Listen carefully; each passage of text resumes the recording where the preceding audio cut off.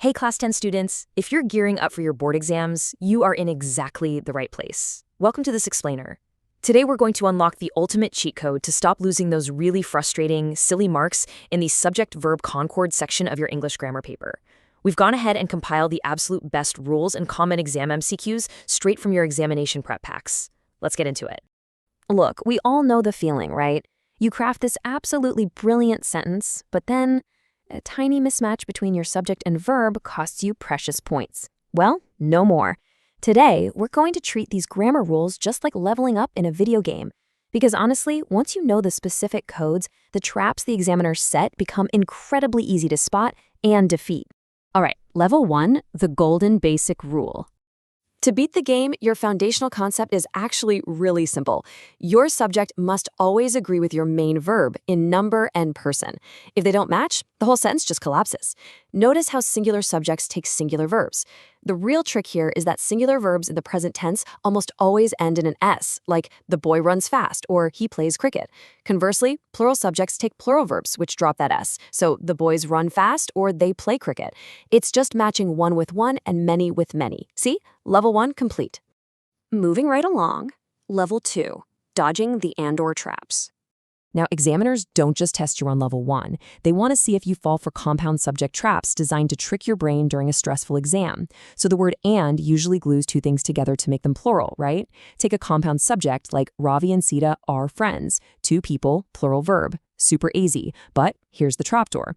Consider the sentence, bread and butter is my favorite breakfast. Wait, why is? Because bread and butter in this context refers to one single delicious idea. It's a unified dish. If the compound subject represents one single unit or idea, you gotta use a singular verb.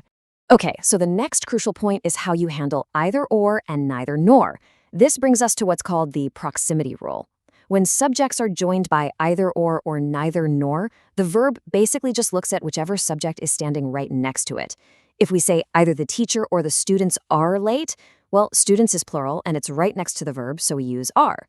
But if we flip it to neither the students nor the teacher is late, teacher is singular and closest to the verb, so we use is.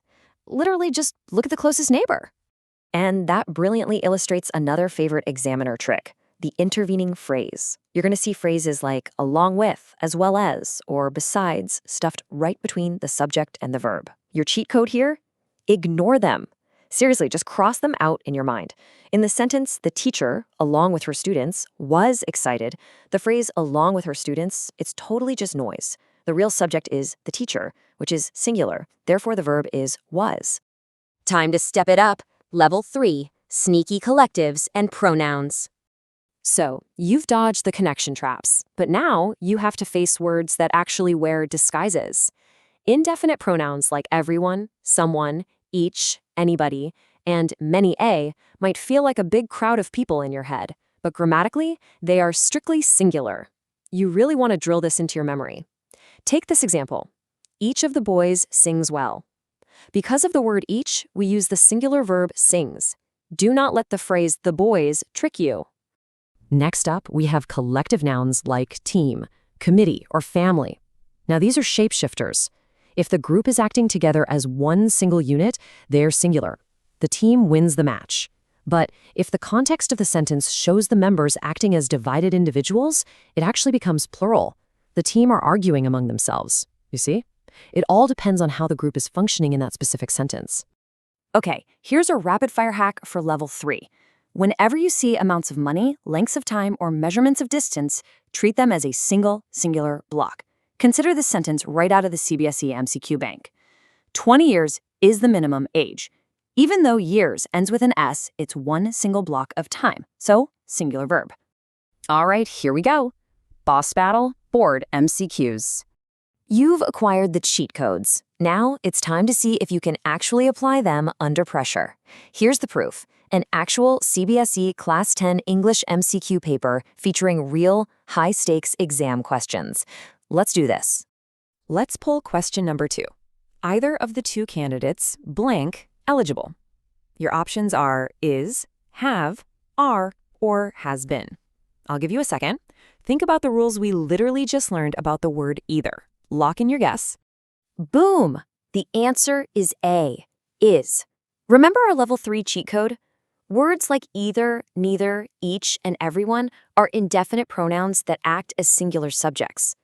The word candidates sitting right next to the blank, yeah, that's a trap specifically meant to make you pick a plural verb. Don't fall for it. Let's keep the momentum going here. Examiners absolutely love to repeat their favorite tricks. Let's look at question 14. Deepak with his friends, blank, signed the petition. Options has, have, are, is. Listen closely to that one. Do you spot the level 2 trapdoor we talked about earlier? And the correct answer is A, has. Why? Because with his friends is an intervening phrase. Our cheat code says to completely ignore it. Just cross it out mentally. The sentence is actually just, Deepak has signed the petition. Deepak is singular, so the verb has to be singular. Okay, let's tackle one more exercise. This one is from the Wisdom U College passing package, and it tests the exact same logic for state board preparation. Let's look at this classic proverb. Time and tide wait or waits for none.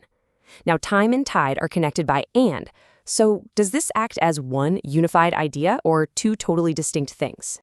The answer provided in the key is wait, plural, because time and tide are two distinct unstoppable forces, not a single unified dish like our bread and butter example. Congratulations, you guys just survived the boss battle. Let's finish up with some final exam hacks. To wrap up this explainer, I just want to say, trust your cheat codes in the exam hall. When in doubt, strip the sentence down to its core subject, watch out for those tricky and/or traps, and remember that indefinite pronouns are stubbornly singular. But before you go, I want to leave you with one final provocative thought straight from the advanced exercises. Think about these two phrases. A number of cases, blank, reported, versus the number of scholarships, blank, increased. One of these uses a singular verb, and one uses a plural verb. Do you know which is which? Think about the really subtle difference between a number of and the number of. Dive back into your notes, review what we've learned today, and I promise you're going to master this in no time. Keep studying hard, and we'll catch you on the next explainer.